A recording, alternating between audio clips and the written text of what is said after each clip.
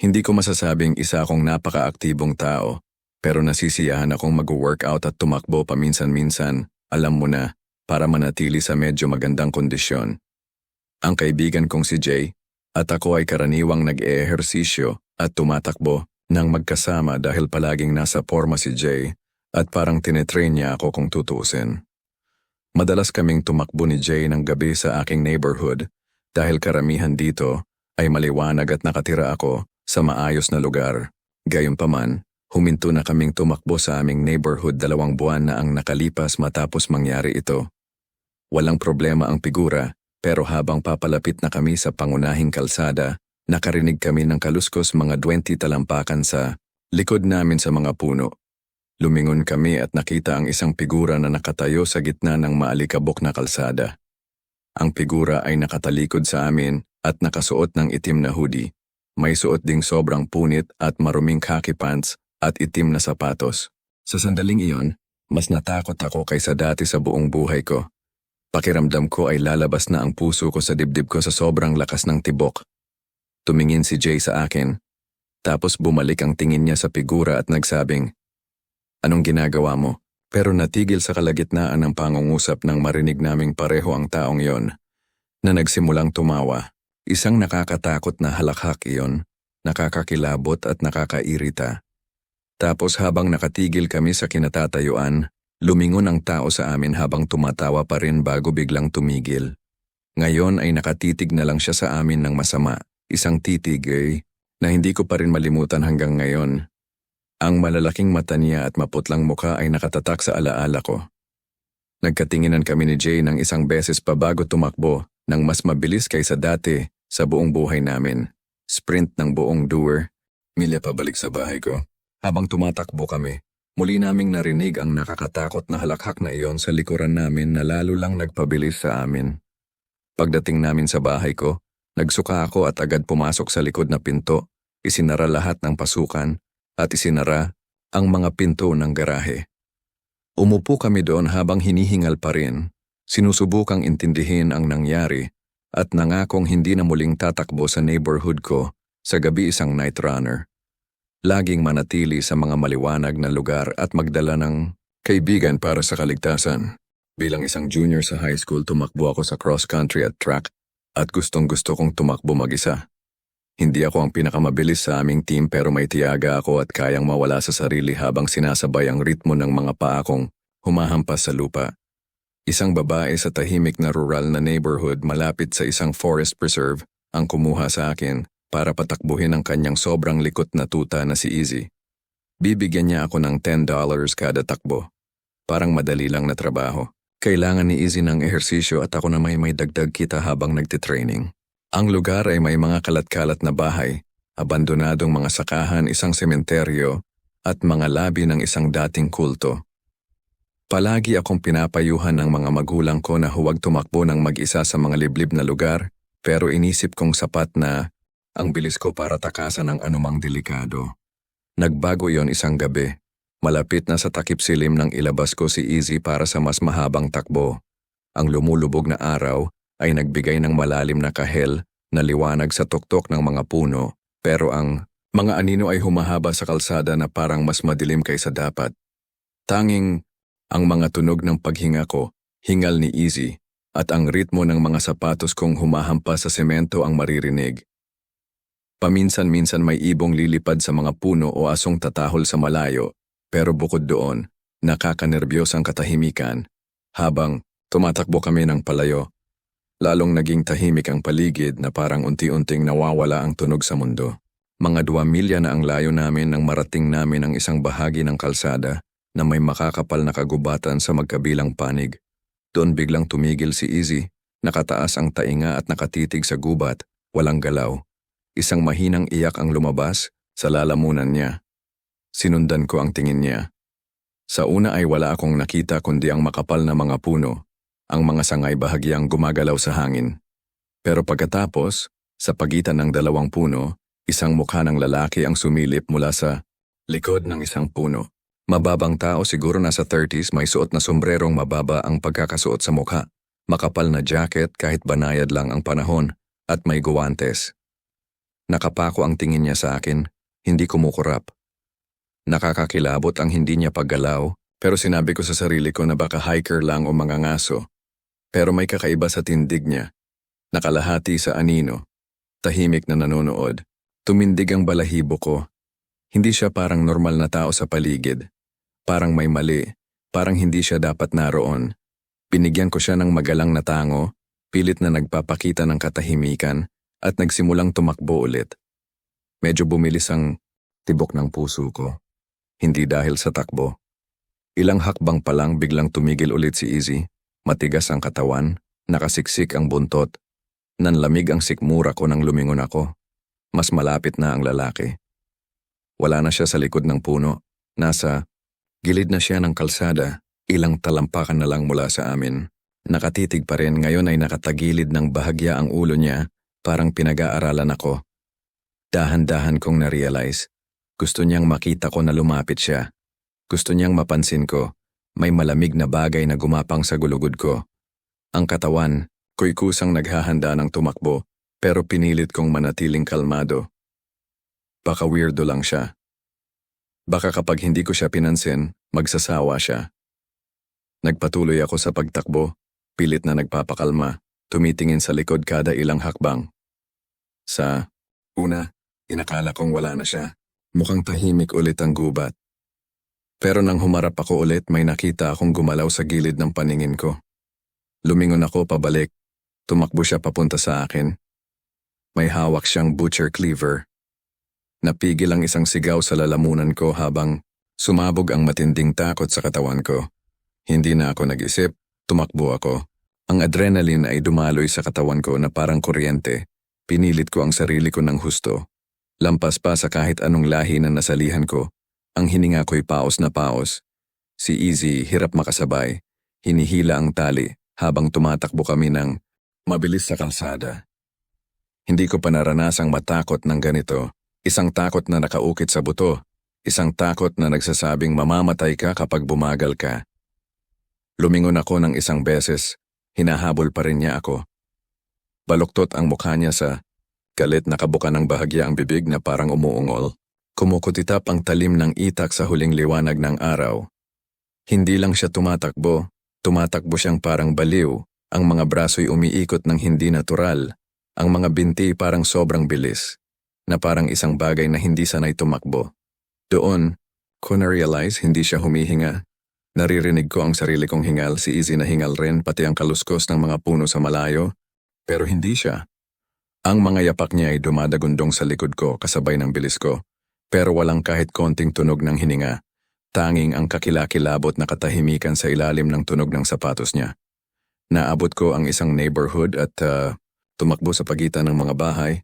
Zigzag sa mga bakuran, umaasang maligaw ko siya. Malabo na ang paningin ko. Sumisigaw ang mga binti ko sa pagod.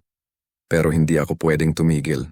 Ang figure ay walang problema, ngunit bago kami makarating muli sa main road, narinig namin ang rustling mga 20 FT sa likod namin sa mga puno. Lumingon kami at nakita ang isang figure na nakatayo sa gitna ng dirt road. Nakatalikod ang figure sa amin at nakasuot ng black hoodie, pati na rin ang mga sobrang sirang at maduming khaki pants at itim na sapatos. Sa moment na yon, takot na takot ako tulad ng hindi ko pa naranasan sa buong buhay ko. Parang tatakas ang puso ko sa sobrang tibok. Tumingin si Jay sa akin at pagkatapos ay bumalik sa figure at nagsabi, "Anong ginagawa mo?" Pero tumigil siya.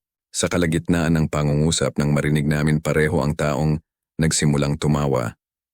Isang nakakatakot na tawa na nakakakilabot at nakakayamot. Pagkatapos habang nakatayo kami ng frozen, lumingon ang tao sa amin habang patuloy pa ring tumatawa bago biglang tumigil. Ngayon, nakatingin lang siya sa amin na may galit na titig na hanggang ngayon ay kinakatakutan ko pa. Ang malalapad niyang mata at maputlang mukha ay naiukit sa aking alaala. Nagpalitan kami ni Jay ng huling tingin bago tumakbo ng mas mabilis kaysa sa anumang oras sa aming buhay. Tumakbo kami ng 2 milya pabalik sa bahay ko. Habang tumatakbo kami, narinig namin muli ang nakakatakot na tawa mula sa likuran namin na lalong nagpagitna sa amin para tumakbo ng mas mabilis. Nang makarating kami sa bahay, nagdighay ako at mabilis na pumasok sa likod ng pintuan. Nilock ang bawat entrance at isinara ang mga garage doors. Nagsalita kami habang humihingal, ipinagdasal na hindi na muling tumakbo sa aking neighborhood gabi-gabi. Malamang ay hihingi lang sa amin ng direksyon o mga bagay na ganoon. Medyo nakakatakot sa akin noon, pero hindi ko naisip pa ito hanggang ngayon. Isang taon ang lumipas at noong Halloween ng 2014 isang insidente ang nangyari. Isang itim na sedan ang sinasabing sumusunod sa mga trick-or-treaters pababa ng kalsada. At nang lumapit ang isang magulang sa sasakyan, tinangkang patumbahin ito bago tumakas at mawala sa paningin. Mas lumala pa dahil ang mga plaka ng sasakyan ay tila tinanggal na. Hindi ko ito mismo nakita, pero ang ilan sa mga matatanda sa neighborhood ay gumawa ng ingay tungkol dito at binigyan ako ng isa pang lecture ng huwag makipag-usap sa mga estranghero. Lalo pang naging sensitibo ang mga tao tungkol sa ganitong mga pangyayari. Dahil kamakailan lang nangyari ang pagpatay kay Hannah Graham sa aming lugar. Lumipas ang 4 na taon, summer break ng 2018. May ilang kapitbahay kami na nagbakasyon at tinanong ako kung maaari ko bang mag-alaga ng kanilang alaga habang sila ay wala. Kailangan kong pumunta 3 beses sa isang araw para pakawala ng kanilang aso. Isang beses sa umaga, mga 8:30 AM, isang beses pagkatapos ng lunch, at isang beses sa gabi, mga 9:00 PM. Ang kanilang bahay ay nasa kanan ng aming neighborhood, malapit sa main road. Para makarating doon mula sa aming bahay, maaari akong pumunta sa dulo ng aming kalye at lumiko sa kanan o kaya ay dumaan sa kagubatan at diretso sa kanilang likod bahay. Mas mabilis ang dumaan sa kagubatan pero makapal ang mga halaman at dikit-dikit ang mga puno. Kaya madalas ay dumadaan na lang ako sa kalsada. Isang gabi, abala ako sa session ng COD kasama ang mga kaibigan ko at nakalimutan ko ng pakawala ng aso. Nang maalala ko, pasado 10:00 na at dali-dali akong pumunta, nag-aalala na baka mag-ihi ang aso sa loob ng bahay. Madilim na at wala akong makita, kundi ang liwanag ng aking flashlight at ang kumikislap na mga bituin sa langit. Buti na lang at nakayanan ng aso na hindi mag-ihi, kaya pinakawalan ko siya gaya ng usual. Nang bumalik siya, inakyat ko siya pabalik at naghanda ng umalis. Ngunit nang tumingin ako sa bintana, nakita ko ang isang itim na sedan na nakaparada sa tabi ng driveway. Nakaramdam ako ng kaba dahil sigurado akong hindi ko ito nakita nang unang dumating ako sa bahay. Wala namang ibang bahay sa paligid at alam kong hindi pa babalik ang may-ari ng bahay ng ilang araw. Matapos mag-isip kung ano ang dapat kong gawin, nagdesisyon akong dumaan ulit sa kagubatan at makabalik ng walang problema. Para maging ligtas, dumaan na lang ako sa kagubatan sa mga susunod na araw ng pag-aalaga ng aso. Pero hindi ko na muling nakita ang itim na sedan. Ngayon, ang mga pangyayaring ito lamang ay hindi sapat para maging kwento. Ngunit ang nangyari, kamakailan ang talagang nakakatakot sa akin at nagpapaisip kung ang mga insidenteng ito ba ay magkakaugnay. Tumatakbo ako para sa track team ng aming paaralan. At dahil sa quarantine, hindi kami makapag-practice, kaya naglalakad ako araw-araw sa mga kalsadang malapit sa aming bahay. Hindi gaano kahaba ang aming kalsada, kaya madalas ay dumadaan ako sa mga pangunahing kalsada at mga konektadong kalsada. Sa unang mga buwan, maayos ang lahat. Tumakbo lang ako ng 1 oras, tinatangkilik ang tanawin at nag-explore sa iba't ibang kalsada, mga country lanes, pero 1 buwan na ang nakalipas, tumatakbo ako pauwi sa main road nang napansin kong may sasakyan na parang sumusunod sa akin. Palagi akong tumatakbo sa kaliwang bahagi ng kalsada, patungo sa traffic. Ginagawa ko ito upang kung may sasakyan na dumaan mula sa likod ko sa isang kurbadang hindi ko nakikita o sa isang lugar na may mababang visibility, hindi ako matamaan mula sa likod. Nagkataon, isang malaking puting SUV ang nasa kabilang bahagi ng kalsada at tumatakbo ng kasing bilis ng jogging ko. Medyo kakaiba ito dahil bihira ang mga sasakyan sa kalsadang iyon at maaari kang magpatakbo ng mas mabilis kaysa sa mga mataong kalsada. Hindi ko sigurado ang intensyon nito, kaya tumurn ako sa isang maliit na kalsadang may cul-de-sac sa dulo. Hindi ito sumunod kaya tumakbo ako papunta sa bilog at bumalik sa bahay. Pero kinabukasan sumunod ulit ito. Ngayong pagkakataon nakita ko itong nakaparada sa simula ng isang driveway at pagkatapos ay sumunod sa akin pagdaan ko. Tulad ng nakaraan, Sinundan ako nito ng mga 1 milya bago ako lumiko sa parehong kalsada kung saan agad itong umalis. Nagpatuloy ito ng 10 araw na sunod-sunod. Sinundan ako araw-araw. Una, akala ko baka may pupuntahan itong may schedule na nagkataon lang na tumutugma sa oras ng aking takbo. Para subukan ang teoryang ito, nagdesisyon akong tumakbo 1 oras na mas late kaysa sa usual ko. Sa unang araw, wala ito, pero kinabukasan, nagulat ako nang makita ko itong sumusunod ulit sa likod ko. Talaga akong kinabahan, ngunit nag-aalangan akong sabihin sa mga magulang ko dahil baka hindi nila ako payagan mag-jogging. Bukod dito, hindi pa namang ito gumawa ng anumang masama. Kaya pinili kong tiisin ito basta't mag-ingat ako at subaybayan ito ng mabuti. Sa ika-11 araw ng pagsunod nito sa akin, tumurn ako sa kalsadang iyon at nakita ko ang isang itim na sedan na nakaparada sa dulo. Noong una, hindi ko ito pinansin, may ilang bahay sa kalsadang iyon at malamang na pagmamay-ari ito ng isa sa mga nakatira roon. Pero habang lumalapit ako, napansin ko ang isang kakaibang bagay. Sa ilalim ng sasakyan, halos hindi makita ang silhouette ng isang tao. Halos hindi siya kasya at nakatago siya sa kabilang gilid upang maiwasan na makita. Agad akong kinilabutan at tumakbo papalayo, tinatanaw ang aking likuran upang tiyaking hindi sila sumusunod. Pumangit pa ang sitwasyon nang makita ko na ang puting SUV, na karaniwang umaalis, ay nakaparada sa tuktok ng kalsada. Pinapaligiran ako. Nagpanik ako at nagdesisyon na mas pipiliin ko na lang ang kasamaan na alam ko kaysa sa hindi ko alam. Kaya pinabilis ko ang takbo ko at sinubukan mag-sprint palapit sa SUV. Nang malapit na ako, isang lalaki ang biglang tumalon mula sa sasakyan at tumakbo patungo sa akin. Nang mabilis akong tumakbo, naiiwan ko siya. Tinaasan ko siya ng taser at salamat sa Diyos. Ang mga buwan ng pagsasanay ko ay nagbunga ng malinaw na hindi na niya ako maabot. Nang makita niyang hindi ako mapapaamo, sumigaw siya at sinabi na gusto lang niyang makipag-usap. Sumagot ako ng 2 daliri kung naiintindihan mo at pinabilis ko pa ang takbo ko patungo sa bahay. Pagkatapos hindi ko na kayang pigilan at sinabi ko sa nanay ko na agad akong ipinag-ugnay sa pulisya. Sa kasamaang palad, dahil hindi ko nakuha ang numero ng plaka, wala silang magawa. Nangako silang tututok sila rito. Pero sa mga nakikita ko parang wala pang nangyayari. Ang mga karanasang ito ay patuloy na gumugulo sa akin sa nakaraang mga linggo at dahil sa lahat ng libreng oras ko, maraming pagkakataon para pag-isipan ang sitwasyon. Pagkatapos kumonekta ng mga piraso ng palaisipan, malinaw sa akin na ang mga lalaking ito ay matagal nang nagsusubok na kidnapin ang isang bata.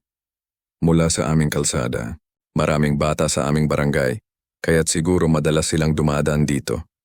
Nag-aalala ako na may ibang tao na hindi magiging kasing maingat ko ay maaaring mapahamak at maging biktima ng mga predador na ito. Hanggang ngayon, kinakalabit ko pa ang mga bangungot tungkol sa lalaking tumakbo sa aking likuran. Siya ay napakataas at may blonde na kulot, ang parehong lalaking nagtangkang dukutin ako noong ako'y 9 na taong gulang pa